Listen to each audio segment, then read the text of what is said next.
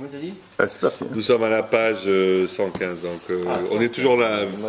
Masechet Eduyot, donc des témoignages, et Perek, 4e Perek, Mishnah Tet.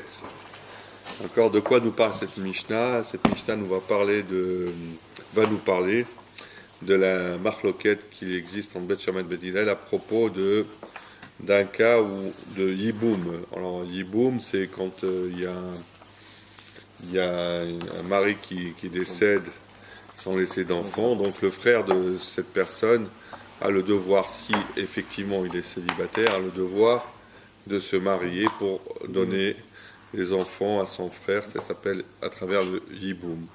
S'il refuse, on va appeler ça Khalitsa, donc c'est la cérémonie du déchaussement. Alors on a une discussion dans ce cas-là à propos d'un cas où on a 3 frères et 2 d'entre eux vont être amenés à décéder sans laisser de descendance, et leurs femmes effectivement vont tomber dans le cas de Yiboum à propos du frère supplémentaire qui va rester, qui est célibataire. On va parler d'un cas aussi, on continue là-dessus, d'une notion qu'on appelle Mahamar. Donc le Mahamar, c'est des kiddushin qu'on fait avec de Bekesef ou Bishtar, Ben Ayabam, Leibama. C'est des kiddushin particuliers parce qu'en fait la notion de kiddushin, première partie du mariage en Nisouim, elle se fait bien Bishtar, Bekesef ou Bia. Mais dans ce cas particulier, il existe une notion de kiddushin, de Yiboum. Cette notion, en fait, elle est des Rabbanan, elle n'est pas des Oraita, elle n'est pas de la Torah. Et c'est sur ce point-là que vont discuter, ils ne sont pas en désaccord Bet Shammai et Bet Hillel. On va le voir plus précisément dans notre Mishnah. Donc c'est quoi le cas? Shlosha ahim, shenaim mehem nisuim nishte ahayot, vehad mufne. Donc on a 3 frères, 2 sont mariés avec 2 sœurs, 2 frères avec 2 sœurs, et le 3e est célibataire. D'accord? Met ehad mi baale ahayot, donc il meurt un des maris. Ve'asa ba mufne ma'amar, et le 2e, donc celui qui est célibataire, il va procéder au ma'amar, donc à des kiddushim particuliers, je dis bien particuliers, de Yiboum. Parce que le Yiboum, normalement, c'est avec la bia. Ve'acharkar, et ça c'est une notion midera banane. Ve'acharkar, donc les choses se compliquent. Met ahiv hasheni, le 2e frère meurt. Alors c'est là qu'on va discuter. Bet Shammai omrim ishto himo vehala tetse mishum ahot isha. Donc lui il considère que dans ce cas-là il ne se passe rien. Donc puisqu'il a affaire à 2 sœurs en fait. On ne peut pas se marier avec 2 sœurs. Donc Bet Shammai il dit qu'il ne se passe rien, et à ce moment-là il peut sortir tranquillement. Le célibataire en fait, il peut sortir tranquillement. Lui, il dit donc qu'il se passe rien, puisqu'on a affaire à 2 sœurs. Bet Hillel omrim, Bet Hillel ne sont pas d'accord. Motzi ishto beget vachalitza, vet eshet ahiv vachalitza. La première femme avec laquelle elle a procédé au Mahamar, il doit donner, c'est quelque chose qui ressemble à des kiddushim. Il doit lui donner un get des Rabbanan. Et ensuite, il va procéder à la Khalitsa. Pour le premier cas, il reste pas marié à sa femme? Non, il n'est pas marié. Il n'a pas. Ishto, Non, et oui, mais il n'est pas réellement marié. Il a transmis des kiddushin particuliers qu'on appelle le Mahamar. Oui, elle a un statut comme mariée, comme une femme, par exemple. Qu'est-ce qui se passe quand on fait des kiddushim? Normalement, aujourd'hui, le mariage, c'est kiddushim et nisuim. C'est 2 étapes. Une kiddushin, quand on fait des kiddushim, on la consacre, c'est comme ça dans la Gemara, on la consacre, mais la femme, elle est interdite à tout le monde. Elle est réservée à son mari, mais interdite à tout le monde. Mais il n'est pas encore totalement marié avec. C'est la première étape du mariage. Ça, c'est des kiddushim particuliers. Kiddushim, ça s'appelle Mahamar. Kiddushim de Rabbanan, qui fait avec un shtar ou un kesef, c'est une réservation d'un yabam, d'un quelqu'un qui va tomber dans le yiboum, une femme, avec le célibataire. Oui, mais là, dans le cas-là, à partir du moment où le frère du mari décède, C'est pour ça qu'on dit Mais le cas, non. Ishto-Imo, c'est parce qu'elle est automatiquement Oui. mariée à lui jusqu'à Elle- que s'il lui refuse. Elle n'est il pas fasse réellement. ça. Oui, elle n'est pas Elle est réellement. mariée. Après, il y a juste la bia qui va- Elle est Mekoudéchet, elle est Mekoudéchet Midérabanan. Elle est pas, elle a engagé la première étape du mariage. Pourquoi je dis Mekoudéchet Midérabanan? Parce qu'en fait, le hiboum, comment il se pratique théoriquement, le hiboum pour être valable d'Oraita de la Torah, c'est avec une bia, avec un rapport. Mais dans ce cas-là, une notion supplémentaire qu'on nous ramène ici, c'est ce fameux Mahamar. C'est pas les Kiddushim habituels, parce que les Kiddushim habituels, donc, a priori, sont aussi des Oraita. Mais c'est pas le cas d'espèce. Arrange ton col. Ah, je passe pas bien. Zohi chez Amo.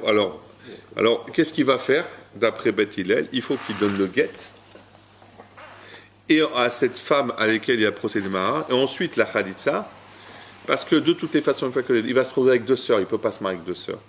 Et il va deuxième, il va lui donner aussi la Khalitsa. Zohi chez Amo al Ishto ve'ilo al Eshet Ahiv. C'est ce qu'on dit à propos de sa femme, et pas sur la femme de son frère. Ce que dit la Mishnah. On peut essayer de regarder dans le bio rapidement, peut-être qu'il sera plus clair. Je vais peut-être pas assez bien expliquer. Mais s'il donne le guet, c'est qu'il est marié quand même. Non, c'est un guet de Kiddushim, un guet de Mahamar. Ouais. Bon. C'est pas, parce que même quand elle est des Kiddushim, quand elle est réservée, une Kiddushim normale, parce qu'à l'époque c'est en deux étapes. Maintenant on fait tout ensemble. Oui. Kiddushim, c'est à l'époque, il faut aussi dire un guet de Kiddushim, mais il peut le faire oralement, pas forcément avec un shtar. Mais il doit faire un guet. Ah, même oralement Ah, ben, dans Kiddushin, l'oral. Oui, on pourrait faire oralement, mais bon. Un Kiddushim, quelqu'un qui a réservé une femme avec des Kiddushim, qui l'a consacré de toutes les façons pour s'en séparer, il est obligatoirement doit faire un guet, c'est clair. Là, c'est une notion spéciale qu'on nous ramène, c'est pour ça que je dis entre guillemets, ce Mahamar, on dit pas, Mahamar, c'est assimilé à des Kiddushim des Rabbanan, voilà. Pas de Horaïta. Et c'est là-dessus que porte la discussion. Oui, aujourd'hui c'est Kiddushim Nisou directement. En unité. Avant, on pouvait attendre jusqu'à 1 an pour se marier. D'accord? Après, ça dépendait de l'âge de la fille. On regarde rapidement bio. Shlosha Ahim, Reuven, Shimon, Velevi, donc 3 frères. Reuven et Shimon, Nisouim, les Shte Achot. Donc, ils se marient avec 2 sœurs. Reuven, les Léa, et Shimon, les Rachel. Velenu, la Soui. Et le troisième est célibataire.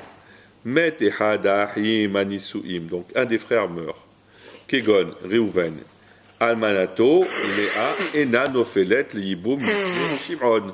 Sharehi, Achot, Ishto. Et là, l'Ifne Lévi. Donc, elle ne peut pas tomber en imoun devant le deuxième, parce que c'est effectivement sa belle-sœur.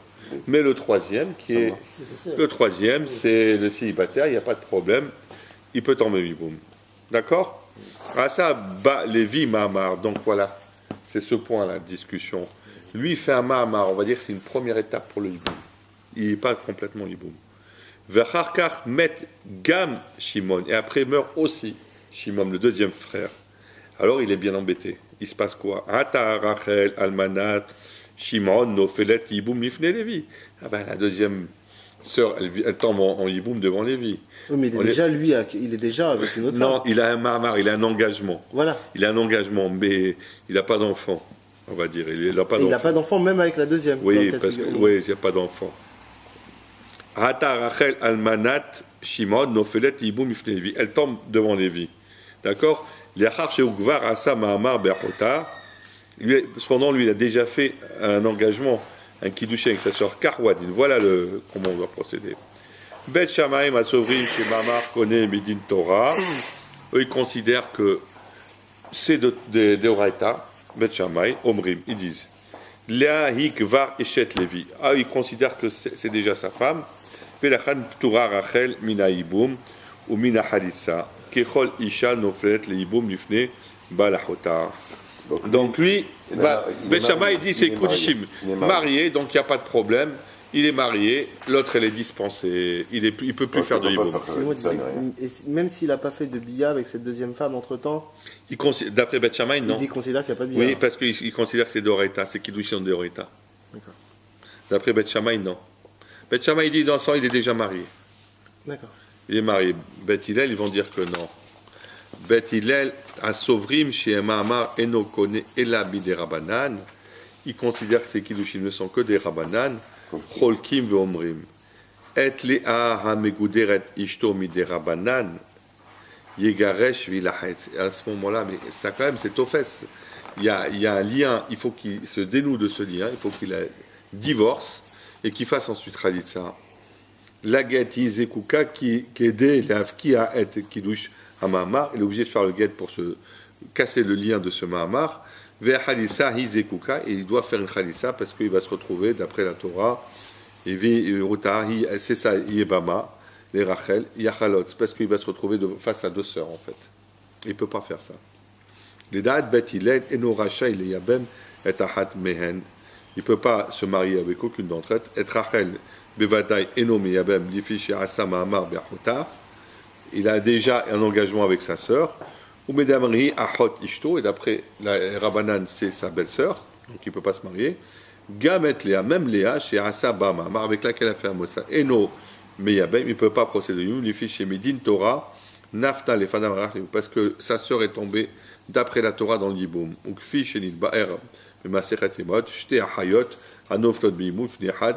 c'est deux sœurs qui tombent en Yiboum devant un, et d'un mitabim. On ne peut pas faire de Yiboum. C'est ça, mais Bet Shammai, il considère, ce que j'ai oublié de dire tout à l'heure, il considère que c'est des Kiddushim Santosim, donc il est déjà marié, donc il n'a pas à faire de Yiboum, donc il dispense. Bet Hillel, ils disent que non. Bon, c'est pas totalement compréhensible parce que pour Beth Hillel, une fois qu'il fait le guet, il est avec deux sœurs. Ah mais il peut pas. Non, non. Ah, il peut pas. Oui, il se retrouve avec deux sœurs en face de lui. Deux sœurs. Donc quand il y a deux sœurs, tu fais même pas Khalitsa. Si, il doit faire Khalitsa pour ce. Pour deux sœurs. Ouais, il doit faire Khalitsa. Il peut pas faire Yiboum. Non. Mais il doit quand même Khalitsa. Parce qu'il y a même il pas est obligé de de faire Khalitsa. que tu pourrais faire l'union. Non, parce qu'il se trouve devant Issour. C'est l'Herva, il se trouve dans Issour, il faut quand même casser le lien. Il ne peut faire que Khalitsa. Mais quel lien il y aurait? On doit Pour même Beth Hillel, ils sont proposer pas de mariés. Parce que c'est Assour. Et pour Beth Hillel, il n'est pas marié avec elle. Il a un lien, il doit se il doit d'abord casser ce lien, et ensuite et on n'a pas le droit de se retrouver de se marier avec deux sœurs, donc il doit quand même procéder à la Khalitsa. Avec les deux sœurs, pour casser ce lien. Mais T'as compris ma question? Il est tombé en Yiboum. Il est tombé en Yiboum, mais il peut. Du moment qu'il J'ai n'y a pas compris. de possibilité de se marier avec deux sœurs, il n'y a même pas de Khalitsa à faire. Si, il doit faire une Khalitsa. à laquelle alors? Aux deux? Aux deux. Ça, je comprends pas. Il se trouve en Yiboum devant deux sœurs. Mais comme il ne peut pas faire Yiboum, il fait l'alternative, c'est Khalitsa. Donc il fait Khalitsa. Il ne peut pas faire autrement que Khalitsa. Comment vous dites qu'il fasse une Khalitsa aux deux sœurs, puisque la première, la deuxième, il était avec elle, il avait un lien avec elle. Ouais, mais là, il fait un guet. Mais s'il fait le guet, pourquoi Parce qu'il n'a pas validé complètement son Yiboum, en fait. Si tu veux, il est entre les deux. Et entre deux autres, d'après Beth Hillel. avec Beth Shammai alors? Beth Shammai, il considère qu'il est marié, complètement. C'est Kiddushim, c'est comme des Kiddushim Donc il habituels. fait Khalitsa qu'à la troisième. Pour Beth Shammai, il ne fait pas Khalitsa, il est marié. Donc il n'est pas obligé de faire Khalitsa, il est marié. Et donc qu'est-ce qui se passe avec la Il est marié, donc il n'a pas à faire. La troisième, elle est dispensée. Elle lui est pas réservée. Elle est dispensée puisqu'il est marié. Il est plus célibataire, il est marié. Beth Hillel, il considère qu'il est dans un état intermédiaire, en fait, en quelque Ah, sorte. donc c'est ça, vous parlez de Mahamar. C'est ce fameux Mahamar. C'est ça. C'est ce que j'ai dit au départ. Oui. Ce qui pose problème, c'est ce Mahamar qui a un statut un peu Et particulier. la elle est comme qui? El Alacha, je sais T'as pas. pas fini, là, Khamim, il dit qu'il n'y a même pas dit boum. Al Mikreze, Amour Chachami, à peu près de ce cas-là. Oi lo al ishto. Oi lo, ça veut tout dire. Enfin, malheur à lui pour sa femme. Ayebama chez Asa Bamamar, auprès de laquelle il a procédé au Mamar. Chez Noéchol Yabema, il ne peut pas aller jusqu'au bout de son Yiboum. Bon, Qui gam achota nafla les fanaï, parce que sa sœur aussi est tombée Yumum. Ve oi lo al eshet ahiv. Et malheur aussi à la sœur de son frère, Achota, sa sœur, Aïbama, Aïchenia, deuxième Ibama, chez Nafla, les Fanav, Yiboum, parce qu'elle tombe en Yiboum, chez Gam, Ota, Ena, Racha, les Yabem. Gam, même elle, il ne peut pas Yiboum. Tu vois? Apparemment, la Lacha, elle est comme Beth Hillel. les deux, tu peux pas faire des boum. Oui, mais il est obligé de faire Khalitsa quand même. Il ne peut pas faire Yiboum. Elle tombe en Yiboum, il doit se séparer d'elle par la Khalitsa. Elle tombe en Yiboum. Comme il ne peut pas faire Yiboum, il doit quand même. Elle tombe en Yiboum. Nafla Yiboum. Elle tombe en Yiboum. Elle tombe dans ce din-là. Mais comme il va se retrouver en face d'un interdit, il est obligé de procéder à la Khalitsa. Tout simplement. Et Nafla Yiboum. Et je crois que la Lacha est quand même Beth Hillel. Mais c'est compliqué, hein, Yebamot. Il y a des cas de figure un peu complexes. Hein. J'espère que je me suis fait comprendre. On va aller dans la Gemara. Tanour Rabbanan, donc on va parler de richesse. Là, elle part de l'extrait de Masechet Shabbat. Tanou Rabbanan, nos rabbanim m'ont enseigné, Eze Ashir, qui est riche. Kol Sheesho Nahat Ruach Be'oshro, d'ivrei Rabbi Meir. D'après Rabbi Meir, c'est tout celui qui peut profiter tranquillement de sa richesse. Rabbi Tarfon Omer, lui vient nous dire Rabbi Tarfon, Kol Sheesho Mea Cheramim, ou Mea Sadot, ou Mea Havadim, Sheovdin Bahan. Lui dit celui qui a 100 vignobles, 100 champs, et 100 serviteurs pour s'occuper de tout cela. Bon, on va voir que c'est plus complexe que ça. Donc on reprend rapidement Shano Chachami, Miou Ashir, Kol Mishiyeshlo Nahat Ruach Bina Osher, Chez Birshuto, Rabbi Rabbi Tarfon Omer, Kol Mishiyeshlo Mea, Chaimou Mea Sadot, ou Mea Havadim, Sheovdim Bahem. On reprend que la Gemara. Haïm Ashir Eno Mishé Ashir Behemet. Est-ce que le riche, c'est réellement celui qui est riche? Ma kavanat hashela, c'est quoi l'intention de cette question? Eze ou Asher, qui est riche? Zod va être encore plus. Ma kavanat Rabbi Meir, quelle est l'intention de Rabbi Meir? Kol shileshlo nahat ruach keberoshro, tout celui qui profite tranquillement de sa richesse. Medad aosher shelanu murkav mimisparim azu amuzmanim letavlaot ol sikumim berurim. Est-ce que notre richesse, elle se mesure en fonction de ce qui est inscrit sur nos tables, en fait, sur nos livres, et de ces sommes-là, en fait, dévoilées, des millions? Quelqu'un qui est millionnaire, millionne, Achir, il est riche. Celui qui a 2 millions, Achir, Gadol, Yoter, il est encore plus riche. Ça dépend de notre fortune. Ma hinyan nahat awach la oshar. Qu'est-ce que c'est cette notion de tranquillité à propos de la richesse? Vedivre Rabbi Tarfon irim bilti Mouvanim Bahalil. Et les paroles de Rabbi Tarfon semblent difficilement collées avec la réalité. Pourquoi? Parce qu'en Béhémet, que va faire celui qui a 100 champs, 100 vignes et 100 serviteurs? Comment il pourra s'occuper de tous ces biens? Kacher kol hevet mufkad. Comment est-ce que, s'il en a 100, il y a 100 champs et 100 vignes, comment est-ce qu'il va faire chaque serviteur pour s'occuper à la fois d'un champ et d'une vigne? Il a un problème là.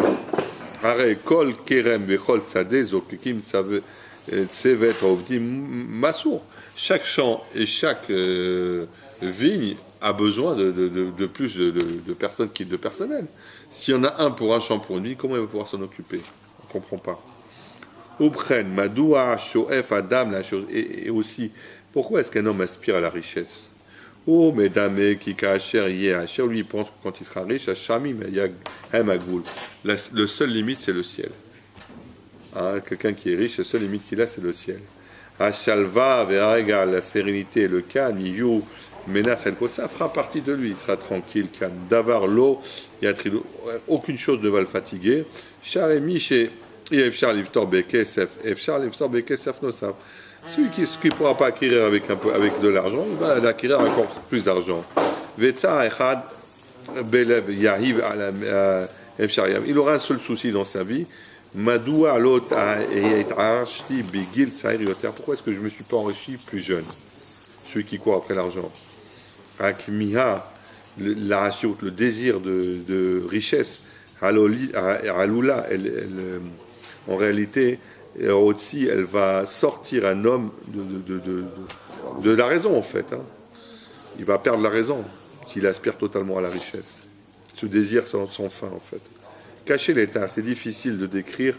Lalut Gedola Yoter mais Adam, un plus grand malheur qu'un homme, un Magdish, qui consacre toute sa vie, la Kol Hayam les Meros, de courir à Davar Mashiru Batouah, qui a Hayab, derrière quelque chose dont il est sûr qu'il va transformer sa vie en Gan Eden, en paradis.